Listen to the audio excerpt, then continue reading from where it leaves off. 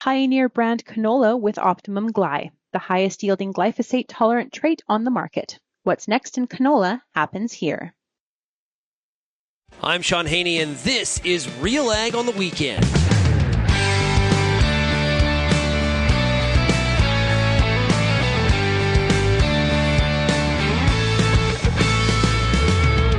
Let's get real and get connected with the week that was in Canadian agriculture. RealAg on the Weekend starts now. Welcome to RealAg on the Weekend here on 650 CQM and 980 CJME. I'm your host, Shaun Haney of RealAgriculture.com. It is great to be here for RealAg on the Weekend. It's a great weekend at that because it's Thanksgiving weekend. Yes, it is. If you've been a longtime follower of RealAgriculture.com and RealAg Radio, you know, Saskatchewan, I'll introduce you to my theory here. My strong belief is that Thanksgiving is the best holiday of the year. Yes, I said it. I have reasons for it. Better than Christmas. I think Thanksgiving is I love Thanksgiving. Some people love Christmas. Some people love Halloween. Some people get fired up about Easter. I think hands down, Thanksgiving, it takes the first place flag when it comes to holidays. So you know what? Whatever you're doing this weekend, hope you're having a great time with friends and family, and you're gathered around food, and you're giving thanks and thinking about all the things that we have to be thankful for across Canada.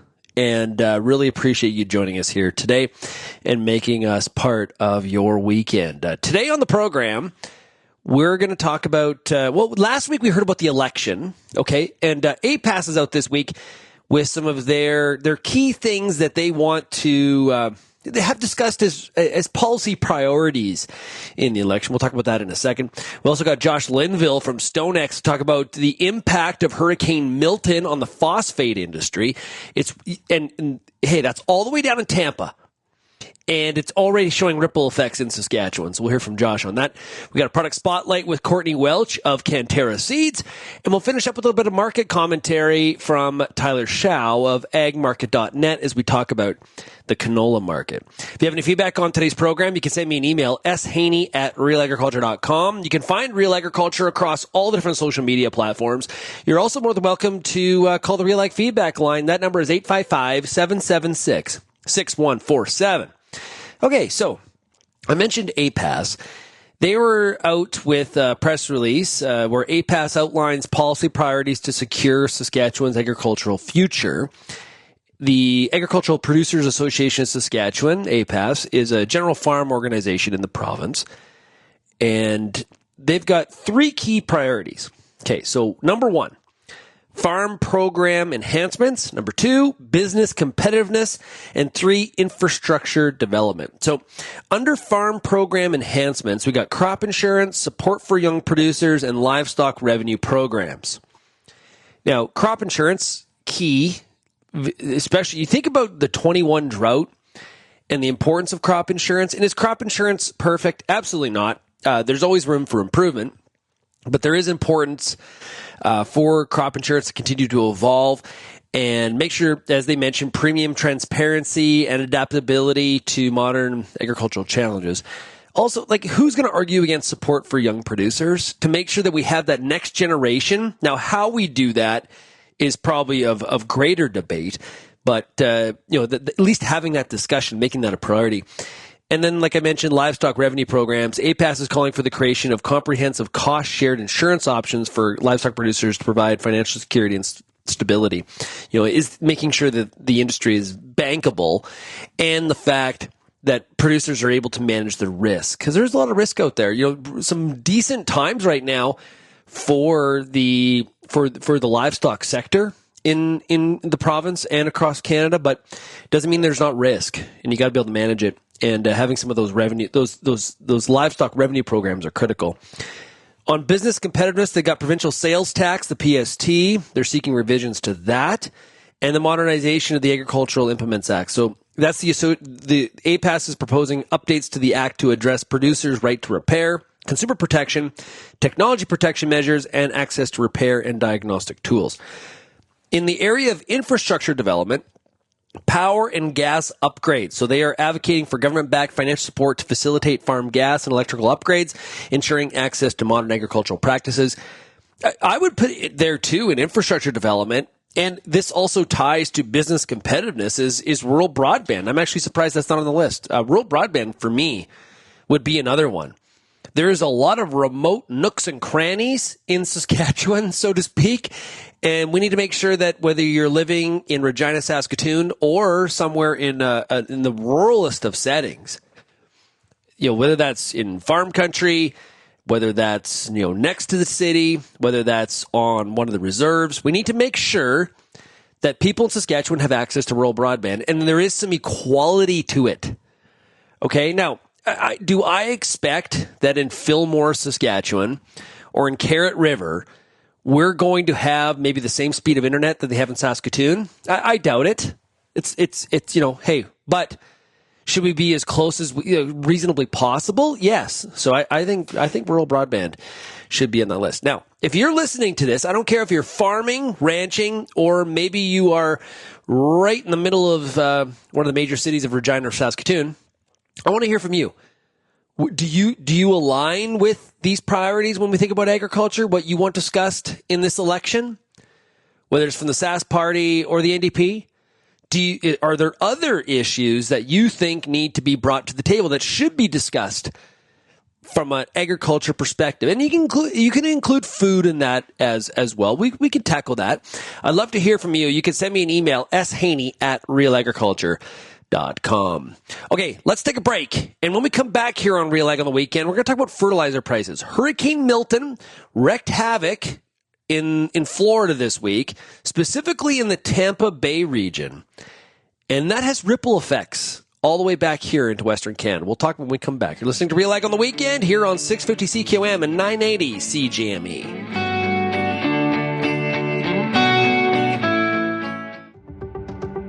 Since 2010, the Wheat School on RealAgriculture.com has been helping farmers to grow great wheat. Covering everything from markets, the latest research, pest and disease control, all the way down to on-farm trials, the Wheat School has everything your crop needs. Check out our massive video library on YouTube and grow great wheat with the Wheat School, brought to you by Syngenta Canada, C&M Seeds, and Alberta Grains.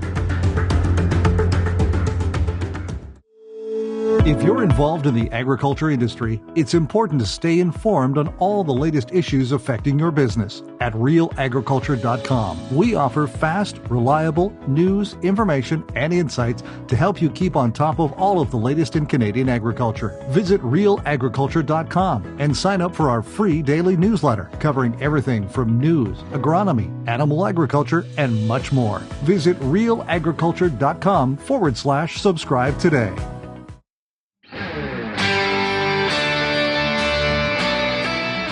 Pioneer brand canola with Optimum Gly, the highest yielding glyphosate-tolerant trait on the market. What's next in canola happens here.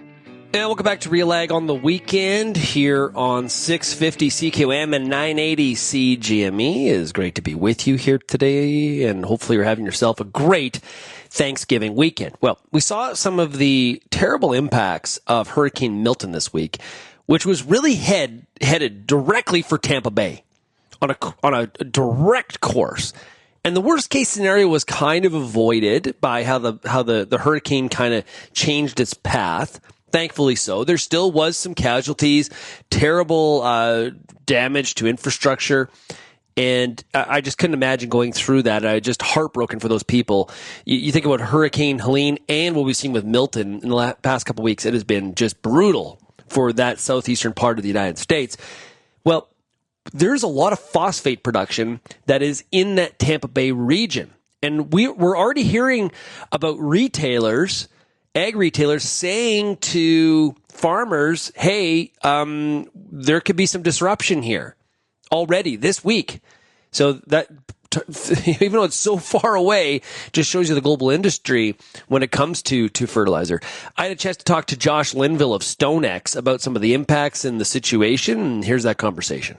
Josh, how are we doing? We're doing all right. It's like we said, it was a very, very busy week this week watching this hurricane come in and now trying to figure out the aftermath of it. Man, some of the some of the videos and photos, like the roof being ripped off Tropicana Field. I just saw that. Serious stuff. A lot of lives in real danger, especially in that Tampa area.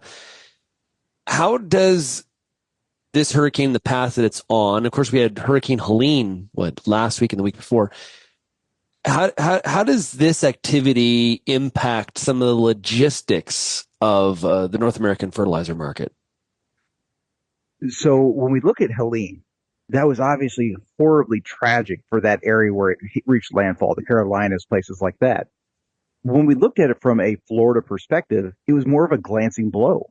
Tampa, yeah, it saw some effects of it. Yes, it saw some surge and things like that, some damage, but that was just the side of that storm as it pushed up north. This hurricane was incredibly unique because it took a straight west to east path directly into Tampa. And this was the worst case scenario. I remember reading an article earlier this week where he talked to a meteorologist and years ago and asked, what's the worst case scenario for Tampa? And it was literally this to a T.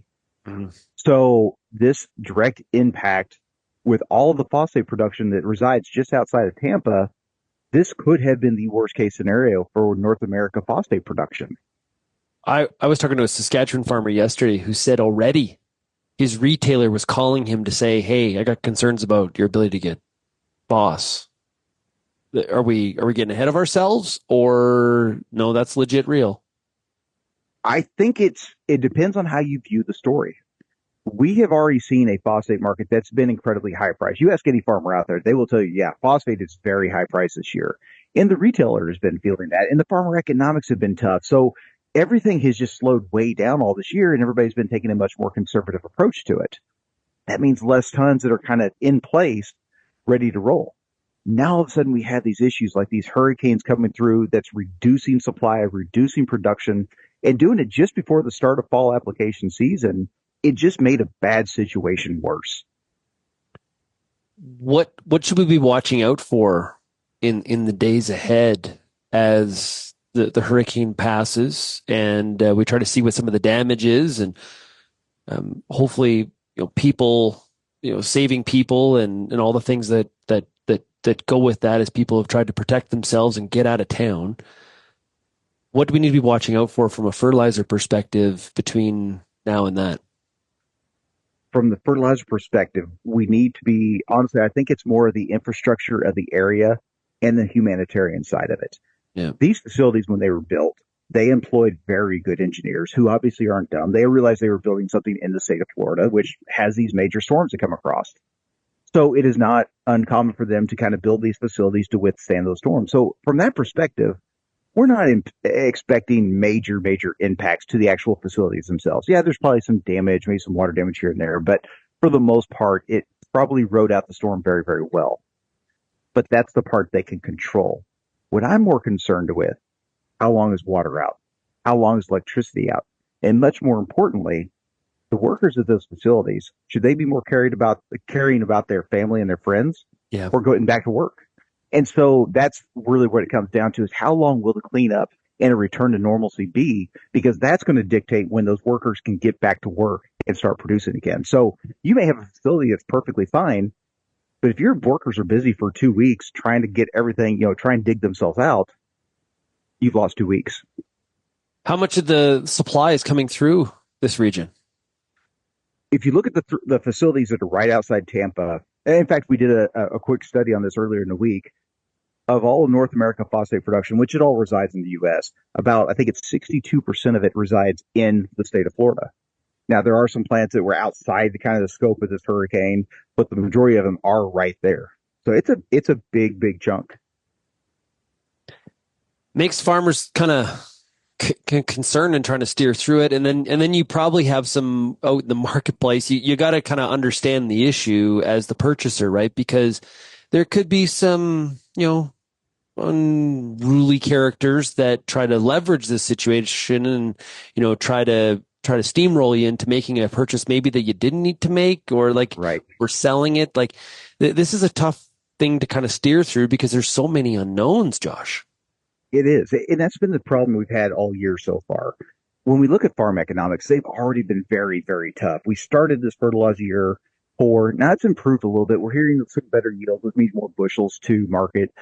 Grain prices have come off their lows. They're not great, but they're better than what they were. So that's improving the outlook of it. But when you look at phosphate, it is just so high priced versus every point of view that we look at it. You're right. It's been kind of, I don't want to do it. I don't want to do it. And now you have a situation like this where people are going to pull those emotional strings to try and get you to do something. That's where we keep saying, go back and talk to that trusted partner. Go back and talk to that supplier that generally steers you correctly. They're going to be able to tell you, hey, man, I got you covered. I got everything in place. I was expecting it all to be here. We've been buying. We're ready to go. Or, yeah, we've been a little behind the eight ball. We were conservative ourselves. So we need to have a talk about what you need so we can try and get ahead of it as best we can. Why is outside of the hurricane, what's the issue with phos? Why is phos so high priced? It's a global issue. And this is something we've been talking about for several months now. Historically speaking, China is the largest provider of DAP-MAP to the world. And for the last several years, we've seen them taking much more nationalism, protective point of view, and that means lower exports. So one of your biggest exporters is scaling back, and that's reducing global supplies. At the same point, India is the world's biggest buyer, not the biggest consumer, but the biggest buyer. Their stockpiles got dangerously low this summer, and the government had to increase their subsidy rate to allow the importers to start working. And now your biggest buyer is using government money to rebuild stockpiles. So your supply has been way down, your demand has been way up, and that just creates an incredibly supportive situation with phosphate that's allowed prices to stay where they're at. Well, I got you, Josh. What's going on in the nitrogen market? That's been up as well. Again, it goes back to a supply situation. We saw prices starting to spike late or early last week, and it really gelled around the Iranian attack on Israel. And everybody kind of tied it to that situation, said, prices are up because of Iran-Israel. And our pushback was, that was the catalyst. That was the trigger that allowed prices to go up, but it wasn't the cause of it. We've been dealing with, again, China, typically exporting 5.5 million ton per year. Through August, 245,000 ton with no real look that they're going to return here in Q4. EU region production is still 75% of normal. They're producing 15 million ton a year. That's a 3.5 million ton shortfall. Brazil remains offline. Egypt has been having some hiccups that should be behind them now. But it equates to millions upon millions of tons that are missing from the S&D. And so the market without demand hasn't really done anything. But then all of a sudden, the Iran-Israel situation was kind of the trigger where everybody said, yeah, we've been saying prices need to be up. Everybody's kind of on the same side. And prices went from that point on. So again, the trigger, but not the root cause. So values are up, and it's also starting to affect UA, and it's also starting to affect anhydrous. So we keep on coming back to the supply issue, and prices have been sticky in the fertilizer market is probably how a lot of people would describe it. How come some of those higher prices hasn't enabled or provided some initiative for some of the manufacturers to bump up production? Your production facilities that are online are maxed out. They're already producing everything they possibly can. And the issue is, even though they're maxed out, the amount of supply that is lost is kind of beating the amount of demand that's out there. So we're still, I'm trying to think of the right way to say this. I don't want to try and tell the audience we're going to be short. You're not going to be able to get it. Yeah. That's a crap story, right? We've said that so many times before. It never happens. And you're right to be skeptical of it. But it does create a situation where prices are supportive. We do see values going up. You can always get what you want for a price and a timeline. And that's kind of the situation we're getting into now. Yeah. Josh, thanks so much. Really appreciate you shedding light on what's going on. And of course, our thoughts are with everybody that is in the path of this hurricane, because the footage is, it's pretty staggering, and everybody stay safe out there. Thanks a lot, Josh. Absolutely. So make sure you are working with your local retailer and that you have inventory accessible to you. And this is one of those key times where we have that trusted retailer relationship. It's important. You can be transactional, always be searching for the right price, but having that strong relationship is key. We're going to take a break. We'll be back with more of RealAg on the weekend right after this.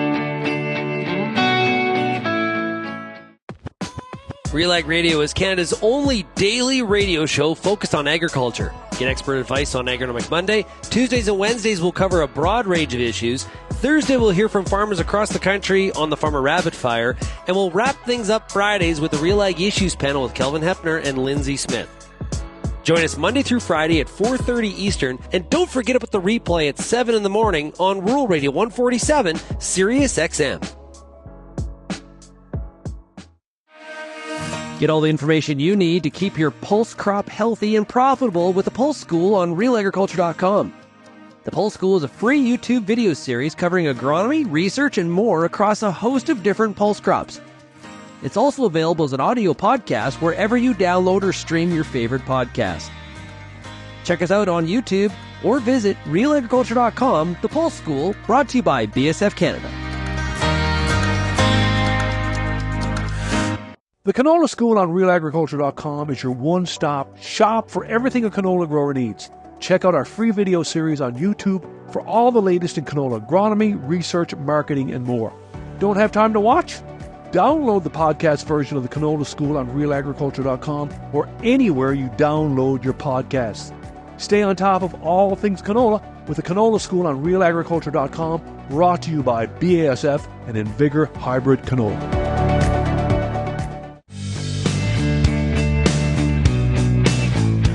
Lead the field with a lineup of versatile high-speed discs from Brandt and achieve better results with every pass. And receive up to a $12,000 rebate for a limited time. Visit brandt.ca for more. The following is a paid product spotlight by CANTERRA Seeds. We are joined right now by CANTERRA's canola product manager. It is Courtney Welch. Courtney, it's great to chat with you. Good morning, Shaun. Thanks for having me. Yeah, it's great to chat with you. So we're going to talk about CANTERRA's CS 3300 TF. It's a new canola hybrid for 2025. Share some details, some characteristics of this new hybrid. Yeah, you bet. So CS 3300 TF is the newest addition to the TrueFlex portion of our canola portfolio. It does have kind of all the bells and whistles on it. So it has first generation clubroot resistance, which will cover most farmers across Western Canada. Multigenic black clay, so resistance groups A and E2, has our trait, pod protect trait in it. And it's early maturity, so it's going to be a fit for most farmers across the prairies. Yeah, and for growers that have been growing CANTERRA hybrids in the past, or maybe considering it for the first time this year, or for the upcoming season, I should say, this is a nice improvement in the portfolio. This variety, adding it to the lineup. Yeah, absolutely. To have both that early maturity flexibility to add on your farm, whether you want to get in and harvest a little earlier or you need that early maturity for your region specifically, it's a great fit, and it's definitely a yield bump. So we have this in numerous trials across the prairies right now. I have 20 trials in hand right now that we verified. And of those 20 trials that I have in, it's placing in the top 80% of the time. So super solid performer. I've been really impressed with the performance on this one and the consistency of it. I actually had the opportunity to chat with a farmer yesterday about his experience with CS 3300, and he said it was the best performer on his farm. It was like the CANTERRA that he was used to, but everything was just a little bit better. So better yield, better pod shatter resistance, better harvestability. He was really, really happy with it. That's great to hear. Okay, so you mentioned Pod Protect. What is Pod Protect, and is this an attribute that's going to be in many of the new future hybrids coming to the market through CANTERRA? Yeah, absolutely. So Pod Protect is the label that we're going to put onto products that have enhanced pod shatter tolerance protection in the field. We know this is something that farmers have been asking for. Obviously, it's a big demand in the marketplace to have that enhanced pod shatter protection in the field, just so it lends a little bit more flexibility come harvest time, right? You don't need to get it at as quickly. If you don't want to swath it, you don't have to. You can get it in delay swaths if that's your preference. So anything that has that pod shatter trait and is rated as a 7 or higher on that canola council shatter scale is going to be given that pod protect label within our portfolio, and absolutely is a focus for our portfolio moving forward. And important here to emphasize as well, again, or re-emphasize that CANTERRA 3300, CS 3300 fits a pretty wide geography. There's not a lot of pockets where it doesn't fit. Yeah, absolutely. So we've had it in testing program from Manitoba all the way up to Peace River, and it's performing consistently across that entire geography. The only issue with it that I would say, just a watch out is for that Edmonton area. If you have that second gen club root on your field, maybe this isn't exactly the right fit, but for everybody else, so the majority of the prairies, it's going to be an excellent fit for your farm. Well, here's the beauty. If you are in that Edmonton area, in that club root region, CANTERRA also has some... We also have products for that. Yeah. So CS 2600 CRT has been a really solid choice for a number of years for CANTERRA with that enhanced club root protection. You bet. Okay, before we wrap up, tell us a little bit about CANTERRA Seeds and some of the background and the story for those that aren't familiar with it.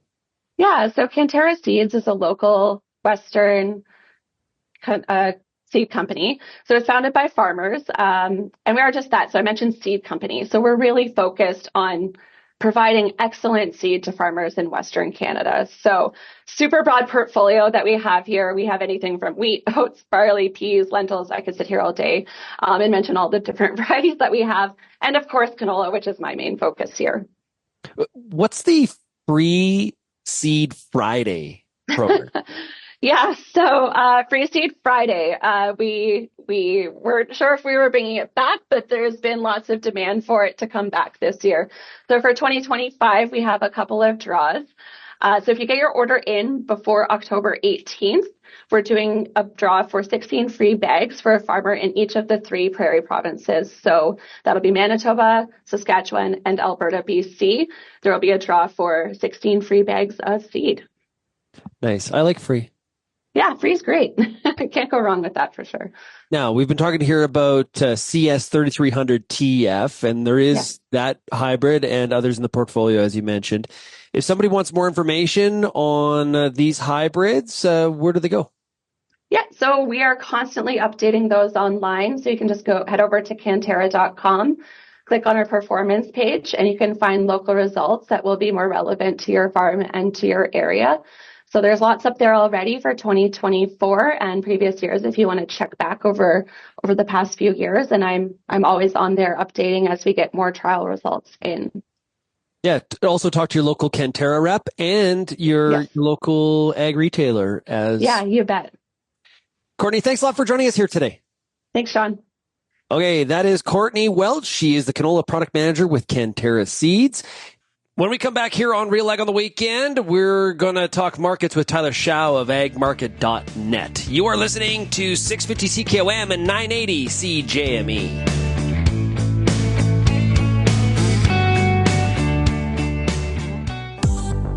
I'm Lindsay Smith from RealAgriculture.com. Join me Monday nights for The Agronomists, a 1-hour live and interactive show broadcast across YouTube, Facebook, and X. Monday nights at 8 p.m. Eastern, I host expert agronomists from all over the country to give you answers to some of the toughest agronomic questions. Join us live or catch the replay Tuesday morning. That's The Agronomists with me, Lindsay Smith, Monday nights live at 8 p.m. Eastern. Hi, I'm Bernard Tobin, host of the Soybean School on RealAgriculture.com. Throughout the year, on the Soybean School, we'll bring you timely agronomic video content from planting to harvest, from the latest agronomic research to the latest in production technology. Check out our massive video library on YouTube, RealAgriculture.com, or download the audio podcast versions wherever you get your podcasts. The Soybean School is brought to you by BASF and Syngenta Canada.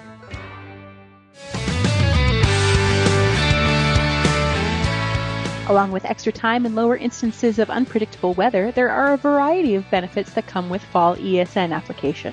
Learn more at smartnitrogen.com. One of the things I've noticed in talking to the Real Agriculture audience over the past week is the variety of things that they cook on Thanksgiving. Like there's turkey and there's ham. I talked to somebody that they have a curry cook-off in their family because their family loves curry. There's all these different types of curry, and they have this big cook-off, and they vote on it. I've also, of course, we smoke a brisket, or we do some pork. I'm sure if you're in the sheep industry, you're maybe doing some lamb. Oh, I love a good lamb. That's one of my favorite proteins is lamb.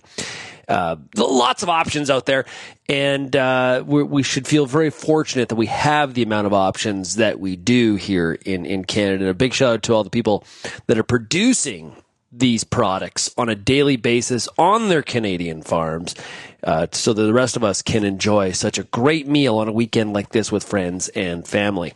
Let's talk markets. Earlier this week on the Real Ag Radio podcast, I talked to Tyler Schau of agmarket.net. He's based out of North Dakota, and we chatted about what's going on in these markets and what we need to do about it. Here's Tyler Schau. It's been a wild market with the China, Canada, geopolitics that have been going on with tariffs. We came out here. It seems like just a few weeks ago, but looking at charts, it was well over a month ago now where China came in and put a fairly sizable tariff against canola oil or Canadian canola oil. The market's pretty well forgotten about that over the last several weeks. It does feel like, the dryness has, especially here in the late season, has impacted yields. Talking to producers in North Dakota, at one point they were feeling like they were going to have a pretty good crop. They did have a decent crop here. I've heard rumblings that maybe there was some production issues in Canada. I don't work with a lot of Canadian producers, so I don't hear that, directly. But from what I've read, there's been some production issues which have kind of pushed supply. Tyler, less yield than people thought there was going to be. Yeah, kind of the same thing here. Big high hopes, and then maybe it was just a little bit disappointing for where their hopes were at. 100%. I think the story in canola moving forward, or in my opinion, this is for both soybean oil and canola, is what if the U.S. government steps in and does anything on the used cooking oil that's been imported into the U.S. and used in the renewable diesel program, especially, in California. If we can get some, I guess the best way to put it, some spine where we say, hey, we're not going to allow for that anymore. We're going to cut that flow off. I do think that boosts demand for both soybean oil and canola oil domestically in North America and will help considerably. But that's a hope strategy, and I've found it's maybe not always the best strategy for marketing, hoping that something comes out of Washington in your favor. We can't even get a farm bill passed. So, well, that is true. Yeah. If I always find it like if you look at your wish list of things to happen, and any of that wish list involves Congress coming through on something, I'm just saying. Saying. Yeah. You may want a different list. Yeah, I would agree. But we were prepared, same thing for canola to, when we blasted down below 550 on the board on November canola. Yeah. It was kind of we were a little bit nervous. Now, we did have a lot of producers use put options. Don't forget there are put options against canola. The Canadian grower probably works a little bit better because it's in Canadian currency and it's in metric tons. And U.S., we have no idea what a metric ton looks like. And so there's a lot of math and a lot of scratching of heads, but we can figure out how to, put puts on that can somewhat protect, what your cost of production or break even is. And so we did have a lot of producers that were utilizing those tools. Yeah.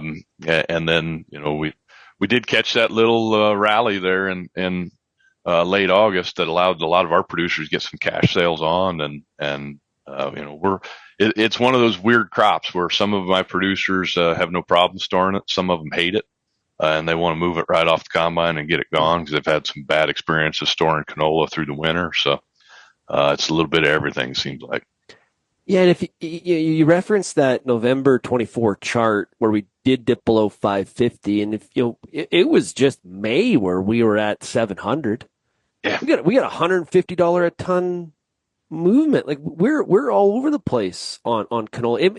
I haven't looked at some of the VIX ratios, the volatility ratios when it comes to the different commodities, but canola's got to be kind of near at the top. I probably excluding cocoa and things like that. Yeah. But for the main base commodities that we're growing in this region, kind of feels like it's the most volatile, isn't it? It has been very volatile. A lot of that has to do with the managed money. Remember, they just kind of like they were in all the other grains, they were massively short. And really push that maybe further, I believe, and I don't have the chart in front of me, at one point they were a record short in canola at some point this summer, if I remember correctly. Yeah. And then we saw a lot in all those grains, saw a lot of buying back of the managed money.